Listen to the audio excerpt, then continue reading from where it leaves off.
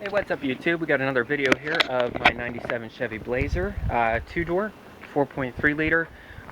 Just a quick discussion here. I'm going to try to keep this short because I know my last video was pretty long. I posted a video about a clunking and sort of like a clunking knocking noise that was coming from the center section, of course the wind's going to blow, the center section of the vehicle whenever I'd go over a bump. It almost, I mean, the best way to describe it, it almost sounded like a loose exhaust or a loose gas tank or something. But I mean, I've gotten under there and I've yanked on everything and poked around, and I could not find anything that has any kind of play or movement or anything that would be making that noise. So did some research, had a couple people tell me that it is probably not what I think it is, and told me that it is probably the rear stabilizer, the rear sway bar links, which are factory on here, so I'm sure they're shot. It has 143,000 miles, 144, sorry, 1,000 miles, and it's a 97. What I did do, and I didn't make a video on how to do it because it kept raining off and on, and I didn't want to play with my camera in the rain, is I replaced on here, I'm going to get under here and try to show you here as soon as I tighten this camera down here so I don't lose it. I'm going to get under here and show you. I did replace the torsion bar mounts, and I don't know how well, if you see there the new shiny bolt there. The torsion bar mount, which you could probably see now on the camera, mounts to the side of the frame, and then it mounts to this cross member that goes across the middle of the vehicle, and that's what the torsion mounts go into. They have a little they have a key, if I can try to get it, that thing in the center there, that's actually what they call the key, and it's got like a, I guess an octagon or a square end on it that is shaped to the shape of the end of the torsion bar, and that's the torsion bar right there going down the center of your screen. And as the vehicle bounces up and down, it twists this key that you see there, that big block thing right here.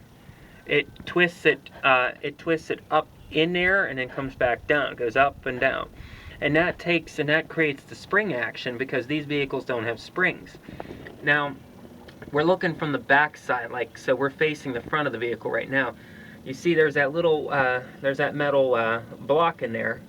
You can see there's a screw going through it. This is what they call the height adjustment screw, and what this does is allows you to, it's actually pressed against that key up in there, and it allows you to adjust the height level of where the front end rests whenever it's on the ground. Well, like I said, I was getting that knocking noise. It sounded like them from the center of the vehicle, so being the old ones look pretty worn, I went ahead and replaced these mounts here. And they're almost like sway bar links, almost, sort of, kind of, same principle.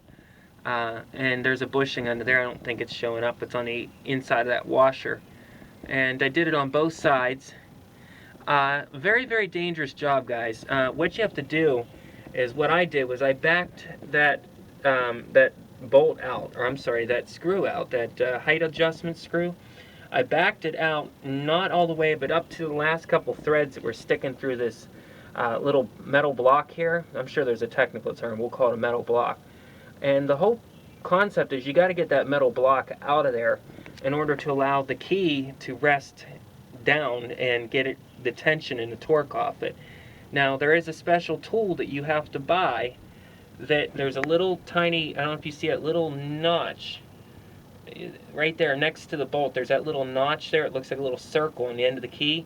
There's a little indentation notch, and what you have to do is you put almost like a puller, and it clamps onto this lip right here, and then it looks almost like a C-clamp almost, and you wind that down, and it compresses that key up so that you can, it gives you enough room to get that screw, the height adjustment screw out, and to get that little metal support block out of there.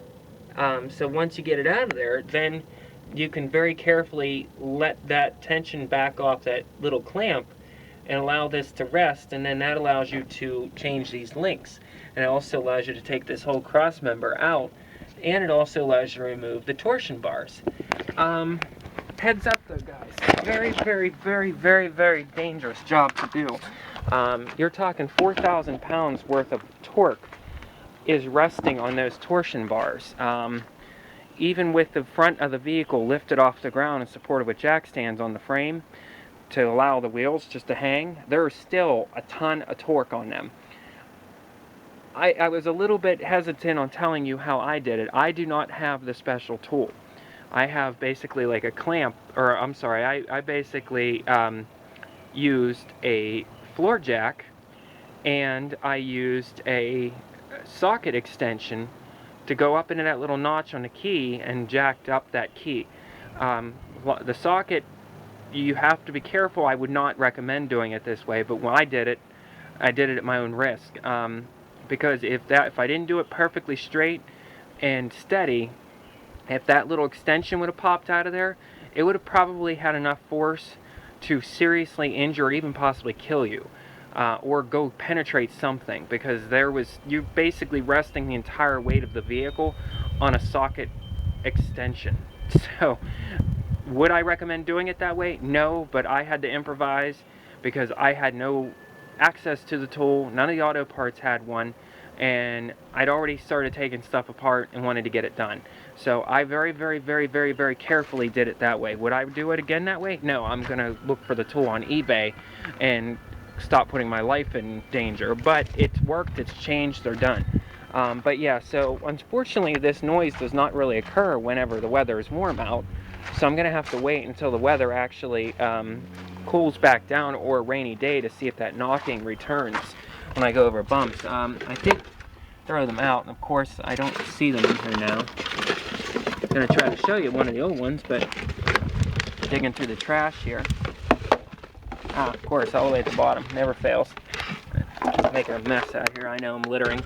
Let's put all this garbage back in this bucket. I had a garbage can, but well, that's a long story. We won't even get into that. So letting these rags dry out in the sun here, the sponge and stuff, to get the smell out of them. But anyhow, this is what they look like here. This is the old one. Now, of course, there's a nut and another bushing here that's not here.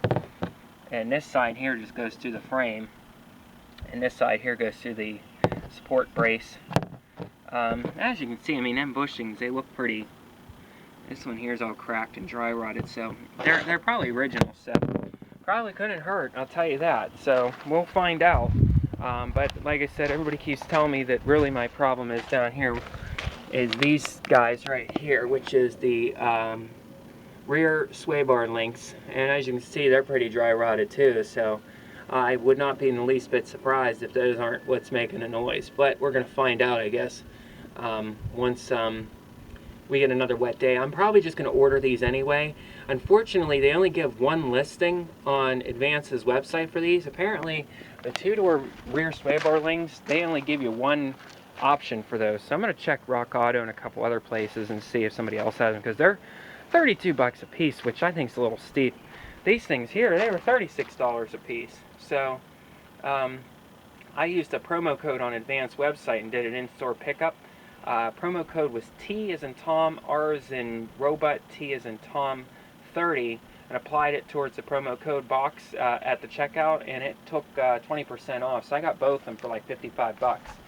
And I went in, picked them up in a store, and surprisingly, only one store in my area actually had it, Advance. So we shall see. I'll report back and let you know. My last video was me ranting and raving about how crazy people are, and also ranting and raving about seeing if anybody really knew what was causing this knocking noise that I get when you go over bumps. It's like a clunk and knock popping noise is the best way to, put it.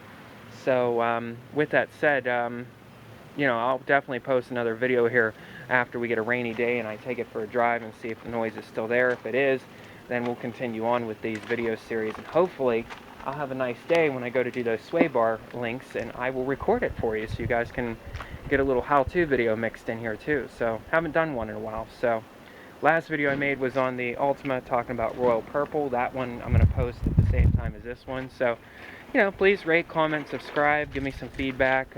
All you Blazer fanatics, let me know what you think. So other than that, y'all take care, and thanks for watching.